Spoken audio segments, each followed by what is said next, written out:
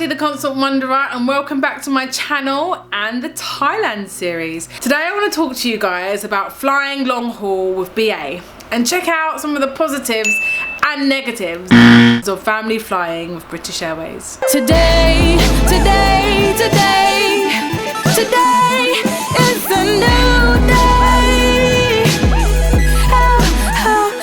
So we flew from Heathrow to Bangkok.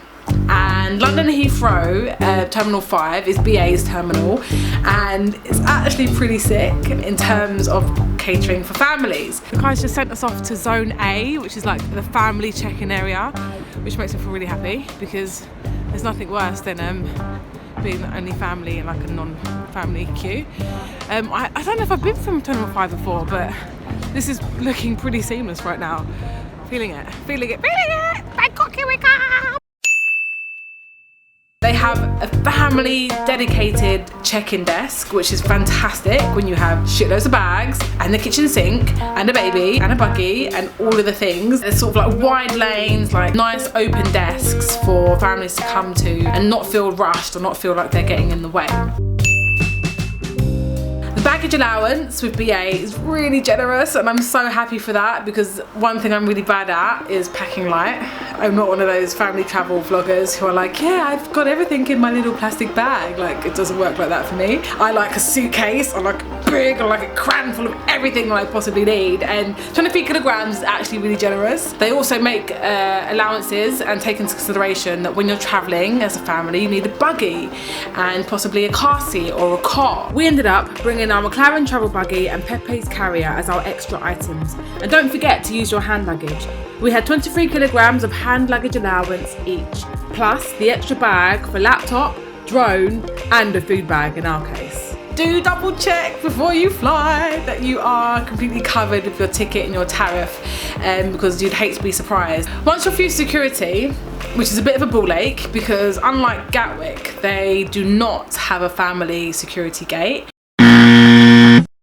Fine, got a job to do, I get that, thank you for keeping us safe, but it is really annoying when you have like business people trying to get through and like you're trying to disarm your child and take them out their buggy and unpack all the fluids and the foods and all the things. I try to be as prepared as I can and make sure all of the stuff that needs to come out for security is near the top of the bag, but it can still take a while and people can get restless and impatient and you feel the pressure. Come on. All right, here we go.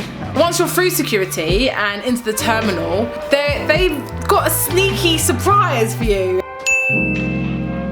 And I only discovered this place because we've got our own water bottle. I was on the hunt for the water fountain that I'd heard rumours existed in Heathrow Terminal 5, and me and Alipe took a little wander and I stumbled across a soft play area. I didn't get any video of the soft play area, so instead here's a pic of me and Alipe playing with the child-friendly screen I forgot to mention next to the family check-in desk.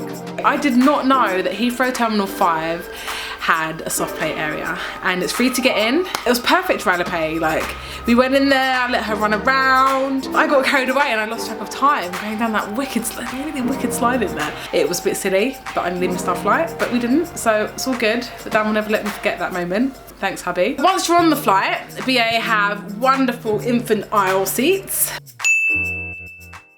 On the way out there, we were super lucky and we ended up having 3 chairs in a row to ourselves. Obviously Anna pays 2 now and we didn't really want to pay a whole full fare for her, so we managed to squeeze this holiday in just before she turned 2, which was amazing. The other thing that you should remember is that if you're flying with BA with a little one, then you need to pre-order the kids' meals because they don't come as standard on the flight. Otherwise, you know, the baby will just have to eat adult meals, which is fine, but it's good to know.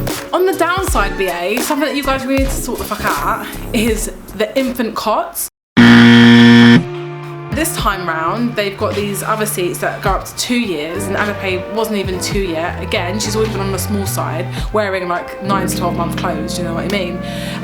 And she couldn't fit. I literally put my poor little bubba in this thing and she was visibly uncomfortable. It was small, it was broken, they didn't really have any alternatives on the plane. We had to make do to a certain extent, and to be honest, we just ended up having her sleep on us because it was just not up to standard. The staff were really attentive, really friendly, and I've got a shout out to one of the air hosts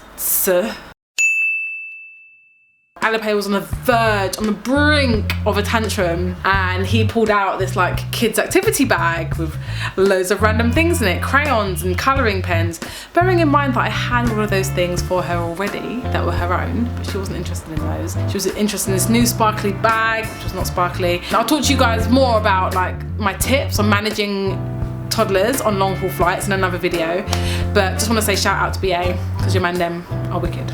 Mega travel fail, we left one of our bags on the aeroplane. Just about to leave the airport, just about, was like that close to leaving the airport, and where's the bag? Where's the bag? I had to go back and try and track this thing down, and yeah, the BA staff were really helpful, and the internal team, the landing team, who are actually based on the ground in Bangkok, were really quick at getting the bag back for me. I waited maybe half an hour.